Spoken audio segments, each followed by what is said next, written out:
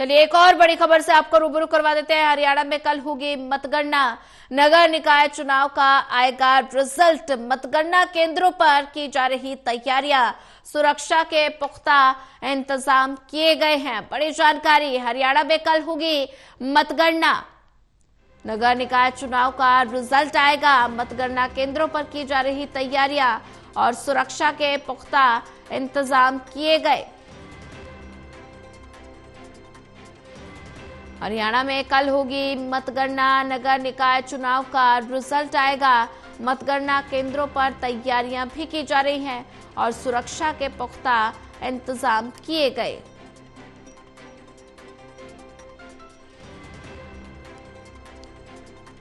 हरियाणा में कल होगी मतगणना। नगर निकाय चुनाव का रिजल्ट आएगा। मतगणना केंद्रों पर तैयारियां की जा रही हैं और सुरक्षा के पुख्ता इंतजाम भी किए गए। हरियाणा में कल होगी मतगणना। नगर निकाय चुनाव का रिजल्ट आएगा। मतगणना केंद्रों पर तैयारियां की जा रही हैं और सुरक्षा के पुख्ता इंतजाम भी किए गए। हरियाणा में कल मतगणना होगी। ज्यादा जानकारी साझा करने के लिए हमारे साथ एसोसिएट एडिटर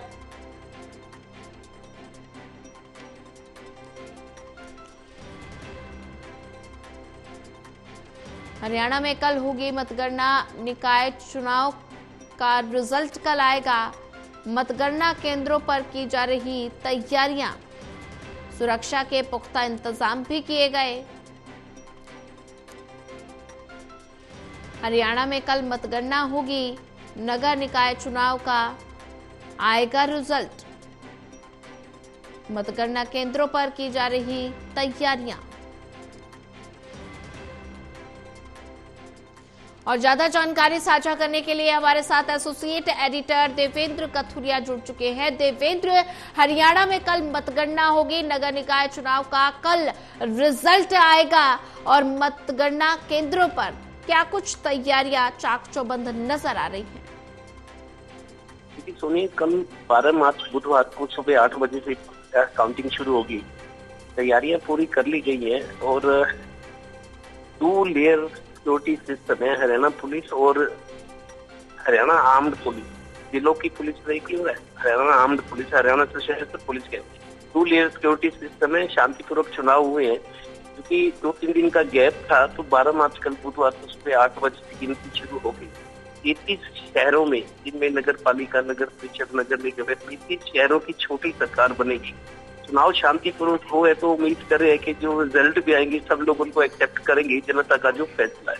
जी सोनिया जी। देवेंद्र, अगर बात की जाए तो हरियाणा में कल मतगणना होगी। निकाय चुनाव का कल रिजल्ट आएगा, तो ऐसे में मतगणना केंद्रों पर सुरक्षा व्यवस्था की तैयारियां तो चाक चौबंद नजर आ रही हैं। लेकिन अगर बात की जाए तो बीजेपी लगातार आश्वस्त नजर आ रही थी कि हरियाणा में ट्रिपल इंजन की सरकार बनेगी। तो क्या लगता है कि शहर में किसकी सरकार बनेगी? देखिए सुनिए, ये तो जिस तरह के सियासी हालात थे, लग रहा है कि बीजेपी प्लस है। बीजेपी जैसे पानीपत की उदाहरण हुआ, जैसे मेयर का पद है पानीपत में, मेयर तो आराम से बीजेपी की जीतेगी। वो पहले से ही संकेत थे और चुनाव के दौरान भी इस तरह की संकेत मिले हैं कि मेयर का पद तो बीजेपी पानीपत में जीत गई। लेकिन वार्डों में स्थिति थोड़ा सा, चूंकि 5 बागी खड़े हैं बीजेपी के, 5 बागियों में 4 ने कड़ी टक्कर दी है मुकाबले में। देखिए, मुकाबले का मतलब ये नहीं होता कि वो जीतेंगे, लेकिन नहीं भी जीत सकते, दोनों ही बातें हैं। लेकिन चांस बनते हैं जीतने के। जो मुकाबले में तो वो जीतने की 50-50 चांस तो रहते ही हैं। तो 4-5 में से 4 बागी जो बीजेपी के हैं वो नुकसान कर सकते हैं। इस बार कुछ वार्डों में कांग्रेस के जो उम्मीदवार हैं वो भी मजबूत है। करीब आधा दर्जन सीटों पर कांग्रेस के उम्मीदवार मजबूती की स्थिति में है।